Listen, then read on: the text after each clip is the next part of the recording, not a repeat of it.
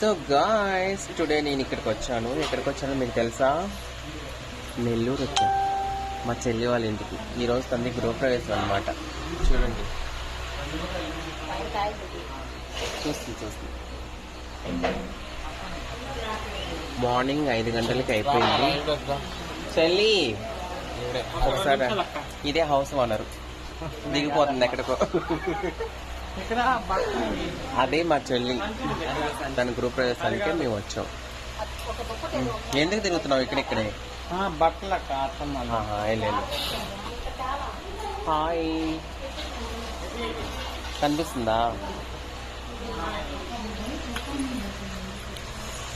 కిందకు వస్తున్నా ఉండు, అక్కడికి స్టేటస్లో పెట్టేస్తాను ఇది.